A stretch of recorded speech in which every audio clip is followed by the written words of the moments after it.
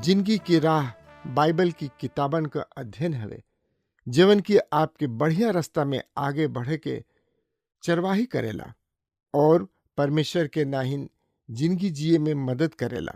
यूहन्ना 1:12 में बतावल गईल बा कि परंतु जितने उनकरा के ग्रहण कैले उ उनके परमेश्वर का संतान होखला का अधिकार दिले, मने उनके जे उनकरी नाम पर विश्वास रखेले। कृपा करके देखी सुनी ताकि आप साच जिंदगी जी सकी और ओकर प्रयास कर सकी। गाँव के भैया और बहिनी आई प्रभु के गुण गाई। गाँव के भैया और बहिनी आई प्रभु के गुण गाई। प्रभु महान बाड़न जग के रचैया, प्रभु महान बाड़न जग के रचैया। गाँव के भैया और बहिनी आई प्रभु के गुण गाई। गाँव के भैया और बहिनी आई प्रभु के गुण गाई।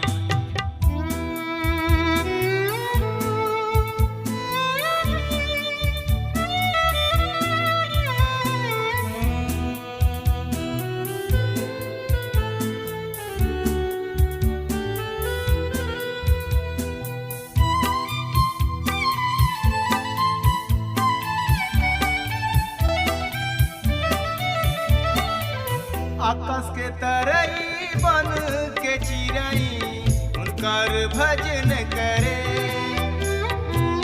भूमि नदिया और चटनवा जोर से थपरी पीटे। हमर मसीही फिरीत आई, प्रभु चरण के सट जाई। प्रभु महान बाड़न जग के रचैया, प्रभु महान बाड़न जग के रचैया। गाँव के भैया और बहिनी आई प्रभु के गुण गाई।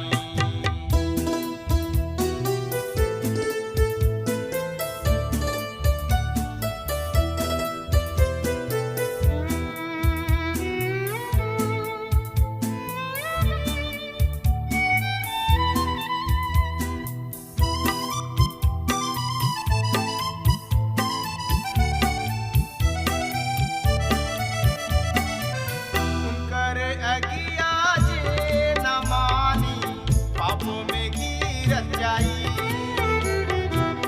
नरक के राजा सैतानवा उनके में वास करी। पूरी मिठाई खूब खियाई, आत्मा अग में जाई। प्रभु महान बाड़न जग के रचैया, प्रभु महान बाड़न जग के रचैया। गाँव के भैया और बहिनी आई प्रभु के गुण गाई।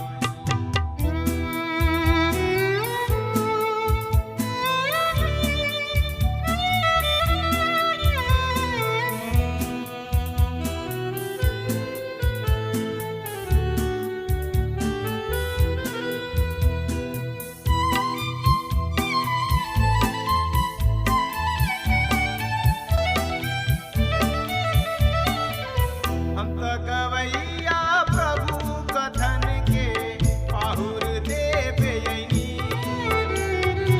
संगी मसीही प्रभु पोथी से शैतान के दूर करी। जीवन आशीष रौरा पवनी उहे बाड़ाए सबके बानी। हाँ श्रोता मित्र भाई बहन, हमके पिछला संदेश में देखले रही जा योना के खिसियला के बारे में, और देखले रही जा कि 2 महान नबी सब इहे चीज यह परमेश्वर से मंगले। उ चाहत रहन कि यह परमेश्वर हमरा प्राण के ले लेस। दूसरा शब्द में हमनी के कह सकतन जा कि उ आत्महत्या करे के कगार पर रहन। एलिया भी वो सही रहन जौन चाहत रहन कि हम मुँह जाई, जैसे कि एलिया कहले एगो नबी होके वही तरी एगो आदमी तबे कहला जब वो पूरा रीति से थक जाला, अपना जिंदगी से टूट जाला, अपना जिंदगी से उब जाला, तब ई शब्द मुंह से निकलेला, प्रभु हमरा के उठा लिहता तो बहुत ही बढ़िया रहित, काहे कि इस संसार में रह के अब दुख देखल नहीं जात। हाँ श्रोता मित्र भाई बहन, ई बात सच बा। इस संसार में चाहे केहू के दुख काहे ना होखे, जब दुख विपत्ति मुसीबत आ जाला और जल्दी छुटकारा ना होला दुख से, तो लोग लाचार होके मजबूर होके कहले कि प्रभु हमरा के उठा लिहता तो बहुत ही बढ़िया होखित। यही तरी श्रोता मित्र भाई बहन योना नबी कह रहल बने। जब कोनो परमेश्वर के बेटा या बेटी शारीरिक मानसिक या आत्मिक तौर से थक जाला, तब मुंह से अटपटांग बात के निकालेला। और हमनी के देखले रह जा श्रोता मित्र भाई बहन, योना मछली के पेट में रहे के अनुभव के बाद ही 99 जाए के सोचले। वो बहुत ही बढ़िया तरी से यह परमेश्वर के संदेश के वहाँ के लोगन तक पहुँचौले। वो बहुत ही ईमानदारी से ऐसन कैले और उ नगर युवा परमेश्वर के सामने घुटना टेक दिहल। लेकिन अब ये आदमी काफी थक चुकल बने, वो अतना थक के चूर हो गई बने कि अब वो मुँह चाहता है। मित्र ई अजबे बात बा, सुनी और आगे का कह रहल बने। हम ऐसन सोचतानी कि कई हाली हमनी के सब एक दिन ये तरीके काम करे के सोची ना जा। हम सोची ना, शायद रोवो भी ये तरीके बात सोच सकता नहीं। और हमनी के देखले रह जा कि कई हाली हमनी के ऐसन दशा ऐसन हालत पर पहुंच जाए न जा जब हमनी के बोले लगी न जा कि अब ना, अब बस। लेकिन प्रिय श्रोता मित्र भाई बहन, पर एह तरीके बात सोचल ही बहुते बेवकूफी के बात होला। हमनी के एह तरीके बात ना सोचे के चाहे। जहाँ तक हमार मानल बा कि कोनो भी आदमी आज तक सिर्फ मुँह चाहेलन। मित्र यह परमेश्वर कहताने कि योना हम 99 के बचौनी, काहे कि हम ऐसन करत आइल बानी, हम पापी सब के बचावे आइल बानी। हम चाहत रही कि तू ओहनी लोग तक न्याय के संदेश पहुंचावा, और हम देखे चाहत रही कि उ लोग ओ संदेश के सुनला के बाद का करेले, का उ बदलेलन या ना बदलेलन। अगर उ बदलेलन तो हम उन्हें बचा लेब। और ये तरी होला उ लोग परमेश्वर के करीब आ जाले। हाँ श्रोता मित्र भाई बहन, अगर एगो पापी के बदले पर स्वर्ग में खुशी होला तो वो सब लोगन के बदलला पर कतना खुशी भइल होई। ये बात के अंदाजा भी नखीजा लगा सकत कि वहाँ कतना खुशी भइल होई। यह परमेश्वर योना से पूछले, का ई तोहरा अप्रिय बा? हम 99 नगर के लोगन के बचा लिहले। योना काफी खिस में बाणे। त श्रोता मित्र भाई बहन, त एकरा बारे में जाने, बुझे, समझे, सोचे, विचारे खातिर रुआ आपन पवित्र शास्त्र बाइबल निकाल ली। योना नबी की किताब 4 अध्याय के 5 पद एह तरी से बखान कर रहल बा। सुनु ध्यान से, हम एह पद के रुआ सामने पढ़ रहल बानी। ए पर योना एह नगर से निकल के उनका पूरब ओर बैठ गइलन और वहाँ छप्पर बना के ओकरा छाया में बैठ के देखे लगले कि नगर के का होई। हाँ श्रोता मित्र भाई बहन, ये पर योना वह नगर से निकल के और पूरब ओर बैठ गइलन। वो नगर के पूरब दिशा काफी ऊंचाई वाला रहे। योना ऐसे ही एक ऊंच बढ़िया स्थान के चुन के बैठ जाता ने ताकि वह ऊंचाई से वो नगर के देख सकस। का है काहे कि ओह योना के वो 99 के लोगन पर भरोसा ना रहे। उनका ऐसा विचार रहे कि वो लोग फिर से पाप में पड़ जाई हैं और जब वो ऐसा करी हैं तो यह परमेश्वर उन्हीं लोग की बर्बाद कर डली हैं, काहे कि वो कभी भी ना बदलेलन। योना चाहत रहन कि वो ऊंचाई में होके के कारण बच जाओ जब वो 99 नगर के लोगन पर आग बरसई हैं। ऐसा आदमी के हम यहाँ पर देख रहल बाड़े। ई उहे आदमी हवे जौन की यह परमेश्वर के संदेश के 99 के लोगन तक पहुँचौले रहन और वहाँ एगो छप्पर बना के उनका छाया में बैठल ई देखे लगले कि नगर के का होई और का होके जा रहल बा। योना के अभी तक ई विश्वास ना होला कि वहाँ के लोग परमेश्वर के पूरा रीति से अपनौले बाणे या नहीं खन। वो ऊपर बैठ के इंतजार कर रहल बाणे कि आग 99 पर बरसी और वो उनका के देखे पर बाणे। अब यह परमेश्वर योना से व्यक्तिगत रूप में व्यवहार करी हैं। हम यहाँ ऐसा सवाल के जवाब पाई जौन की अक्सर पूछल जाला कि का हमनी के उहनी लोग से प्यार करे के बा जेकरा किने हमनी के यह परमेश्वर के संदेश के लेके जाले। योना एगो बढ़िया उदाहरण हो सकता है। ए विषय में एगो चीज जौन की बिल्कुल तय बा ऊ ह कि योना 99 के लोगन से प्यार ना करत रहन। हाँ श्रोता मित्र भाई बहन, तो और ही ज़्यादा से ज़्यादा जानकारी खातिर रुआ हमरा संगे अपन पवित्र शास्त्र बाइबल खोले ले रही और ओकरा में रुआ हमरा संगे निकाल ली योना नबी की किताब 4 अध्याय 6 पद एह तरी से बता रहल बा। सुनी ध्यान से, ए 6 पद के हम रुआ सामने पढ़ रहल बानी। एह तरी से लिखल बा, तब यहोवा परमेश्वर एगो रेड़ के फेड़ उगा के ऐसन बढ़ौले कि योना के कपार पर छाया होखे जौना से उनकर दुख दूर होखे। योना ओ रेड़ के फेड़ के कारण बहुत ही आनंदित भइले।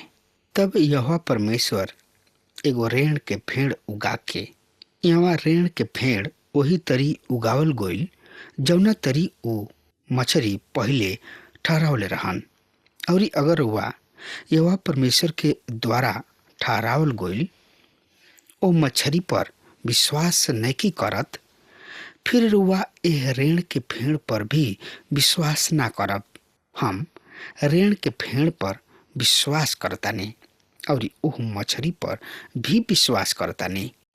रेण के फेड़ उगा के ऐसन बढ़ौले कि योना के कपार पर छाया हो गई और उनकर दुख दूर हो गई।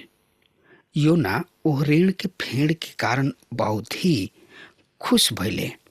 योना बहुत ही आनंदित हो जाता ने ओ रेण के फेड़ के उगला से। हर दिन योना पानी भर के ले आवत रहन और ओकरा के पानी देत रहन ताकि ऊ औरी बढ़े। ओ सुखार देश में योना ओ छाया में बैठत रहन और ऊ ओकरा से काफी जुट गइल रहन, यानी कि ओ पेड़ से ज्यादा लगाव हो गइल रहे। अगर हमनी के तनकी सा भी इंसान के रूप के समझती जा, हमके योना के कुछ और ही बढ़िया समझ पाइब जा जब लोग अकेले होके और उनका नजदीक केहू दूसर रहे और कोनो अन्य मनुष्य ना होला तो ऊ और जीव जंतु से काफी लगाव हो जाला, यानी कि ऊ आदमी जुड़ जाला। और ई काफी आश्चर्यजनक बात बा। अगर ऊ लोगन किने कोनो आदमी ना होके प्यार करे खातिर तो ऊ कोनो कुत्ता या बिल्ली या और कोनो चीज से प्यार करे लागेला। योना किने कोनो दोस्त यार ना रहे और ओह नगर में कोनो ऐसन भी आदमी ना रहे जौन से कि ऊ मिलल पसंद करत होखस। तो यहोवा परमेश्वर उनका के ओ रेण के फेड़ से जुड़ल रहे के दे दिहले। ऊ अकेला बाणे, अनाथ बाणे और तनहा भी बाणे और इस समय में ऊ परमेश्वर के संगति से बहरी बाणे। हाँ प्रिय श्रोता मित्र भाई बहन, हमार धारणा बा कि हर दिन योना पानी भरत हुई हैं और ओह रेण के फेड़ के देत कहत हुई हैं कि देखा हम तोहरा खातिर आज ले आइल बानी। का रउआ कल्पना कर सकतानी लोग ऐसन करेलन? ऊ कुत्ता से भी जुड़ सकत रहन, ऊ कोनो भी चीज से जुड़ सकत रहन। हाँ श्रोता मित्र भाई बहन, और ये जानकारी खातिर रउआ हमरा संगे आपन पवित्र शास्त्र बाइबल निकाल लेही और ओमे देखी श्रोता मित्र भाई बहन, योना नबी की किताब 4 अध्याय के 7 पद एह तरी से बखान कर रहल बा। सुनी ध्यान से, हम एह पद के पढ़ रहल बानी। फजरे जब पौ फाटे लागल तब यहोवा परमेश्वर एगो कीड़ा के भेजले जौन की रेण के फेड़ के ऐसन कटलस कि ऊ फेड़ सूख गइल। हाँ श्रोता मित्र भाई बहन, परमेश्वर कीड़ा के भेजले। कीड़ा भी ओह मछरी के जैसन परमेश्वर द्वारा ठहरावल गोल कीड़ा रहे और ऊ कीड़ा ओ रेण के फेड़ के ऐसन कटलस कि ऊ फेड़ सूख गइल। काहे कि ऊ कीड़ा प्रेम ना करत रहे, ए कारण ऊ कीड़ा रेण के फेड़ के काट के गिरा दिहलस। हाँ श्रोता मित्र भाई बहन, योना नबी की किताब 4 अध्याय के 8 पद एह तरी से साफ साफ बता रहल बा।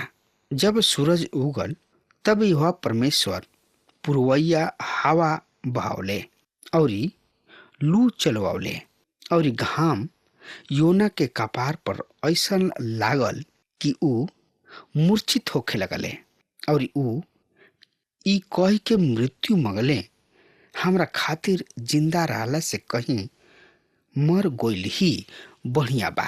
हाँ प्रिय श्रोता मित्र भाई बहन, यहाँ पर योना फिर कुछ चाहताने लेकिन उनका ऊ ना मिल पावेला जौन कि ऊ चाहत रहन।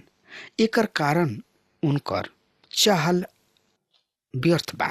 हाँ प्रिय श्रोता मित्र भाई बहन, योना के किताब बाइबल के भविष्यवाणी सबके अन्य किताब से भिन्न बा। योना नबी परमेश्वर के चुनल आदमी रहन और ऊ योना भाग रहल बने।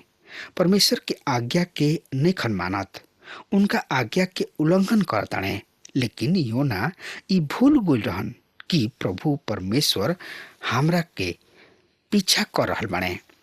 प्रिय श्रोता मित्र भाई बहन, एगो भोजपुरी में कहावत बा, बन के गिद्दड़ जइहे किधर। इहे कहावत योना नबी के जिंदगी में सटीक बैठता। रउआ प्रभु के जन हई, रउआ के प्रभु परमेश्वर चुनले बाणे तो रउआ कतनो भागब, पराइब प्रभु रुआ के छोड़ी है ना, कतहूँ रुआ रहब, प्रभु के नजर रुआ ऊपर रही और आपन सेवकाई करवई है। योना कहाँ कहाँ नखन भागत, लेकिन प्रभु उनका के भागे ना दिहले, बल्कि अपना सेवकाई के करवई है। मन है ना। हाँ प्रिय श्रोता मित्र भाई बहन, अगर वह प्रभु यहोवा परमेश्वर के बेटा बेटी हैं और उनकर औलाद हैं, उनकर संतान हैं, तो प्रभु हर दुख में हर सुख में रहुआ के साथ रही हैं। चाहे रहुआ कतनो कहीं भी परेशानी में होखब, प्रभु रहुआ के उबारे ही दी हैं। योना भी बहुते परेशानी में रहन, फिर भी परमेश्वर उनका के अपना हाथ में ले लें। हाँ मित्र, ये बात सच बा। प्रभु परमेश्वर हर परिस्थिति के देखे ले, हर परिस्थिति के जाने ले और ओकरा के देखत प्रभु सहारा के इंतजाम करलन। हाँ श्रोता मित्र भाई बहन, अगर हमार बात रुआ तक पहुँच रहल बा तो आज हुए यही घड़ी प्रभु यीशु मसीह के चरण में आई और अपना आप के हवाले कर दही। हाँ प्रिय श्रोता मित्र भाई बहन, अगर हमार बात रुआ तक पहुँच रहल बा, अगर सुन रहल बानी, तो आज हुए यही घड़ी प्रभु के उद्धारकर्ता के रूप में स्वीकार करी और अपना पाप से पछताप करी, जैसे कि योना नबी पछताप कैले।